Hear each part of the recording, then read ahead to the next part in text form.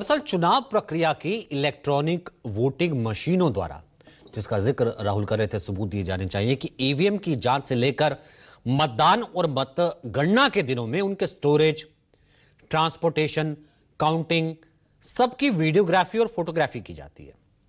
राहुल गांधी अब इसकी मांग कर रहे हैं कि वो वीडियोग्राफी, फोटोग्राफी हमको दे दो।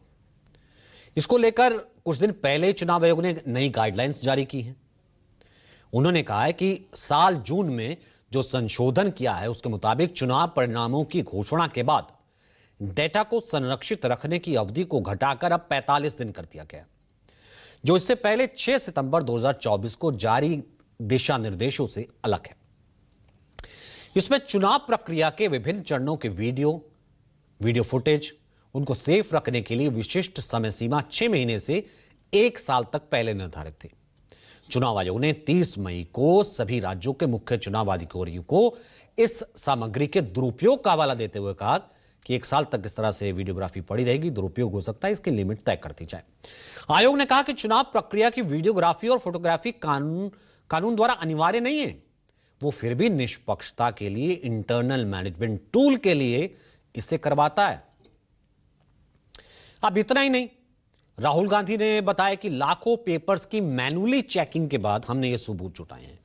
लाखों पेपर्स, 6 महीने, अगर इन पेपर्स को एक गड्डी बनाकर रख देना, हमने आपको अभी दिखाया भी था उस पीपीटी में, तो वो 60 फीट ऊंचा हो जाता है, 7 फीट।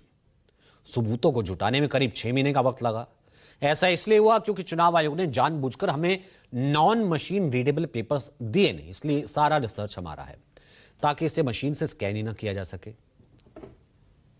राहुल ने पूछा कि चुनाव आयोग इलेक्ट्रॉनिक डेटा, यानी कि जो इलेक्ट्रॉनिक डेटा है वो हमें देता क्यों नहीं? हम इतनी बार मांग चुके हैं, हम वेरीफाई कर लेंगे, अगर गलती आप कह रहे नहीं हुई है तो। हमने आयोग से बार बार डेटा मांगा है, हमें दिया नहीं गया। यहां तक कि चुनाव आयोग ने हमें जवाब देने से भी इनकार कर दिया। राहुल ने कहा कि हमने यहां बीजेपी की वोट चोरी का एक मॉडल पेश किया है। यह सिर्फ एक मॉडल है और मुझे लगता है कि इसी मॉडल का प्रयोग देश की तमाम लोकसभाओं और विधानसभाओं में हुआ है। अब इसको वो रिलेट करते हैं, इस वजह से बीजेपी को 25 सीटों का फायदा हुआ। अगर ये 25 सीटें कॉम्प्रोमाइज नहीं होती तो ये सरकार नहीं आती।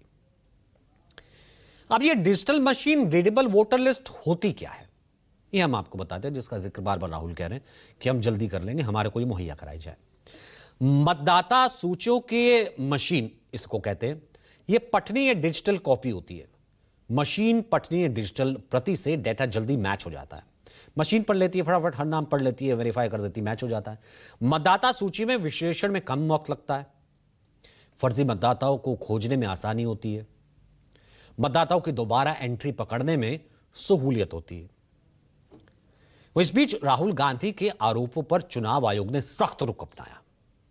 चुनाव आयोग ने कांग्रेस सांसद और लोकसभा में विपक्ष के नेता राहुल गांधी को पत्र लिखकर कहा, ठीक उसके बाद, कि यदि उन्होंने जिन मतदाताओं के नाम, पते और पहचान को लेकर धांधली के आरोप लगाए हैं तो उसके प्रमाण और उसके प्रमाण के शपथ पत्र पर हस्ताक्षर करें, नहीं तो बयान वापस लें और जनता को गुमराह ना करें।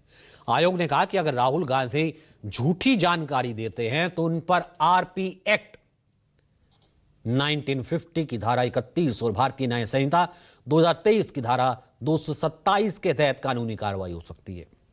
कर्नाटक में मुख्य निर्वाचन अधिकारी द्वारा जारी एक पत्र में राहुल गांधी से 8 अगस्त 2025 को दोपहर 1 से 3 बजे के बीच मुलाकात की अनुमति दी गई है। पत्र में स्पष्ट किया गया है कि एसएसआर 2025 के ड्राफ्ट और फाइनल वोटर लिस्ट कांग्रेस को क्रमशः नवंबर 2024 और जनवरी 2025 में दे चुका है।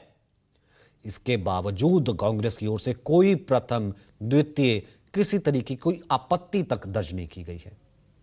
इतना ही नहीं, जिस आदित्य श्रीवास्तव का नाम 4 जगह होने का बात राहुल गांधी कह रहे थे, चुनाव आयोग ने स्पष्टीकरण देते हुए कहा कि उनका नाम सिर्फ बेंगलुरु में एक ही जगह है।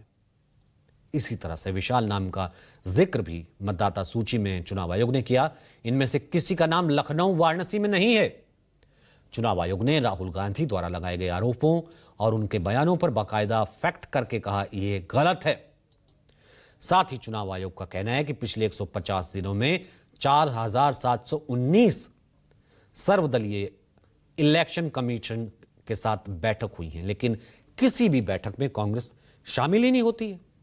वो अपनी बात इसी तरीके से रखती है।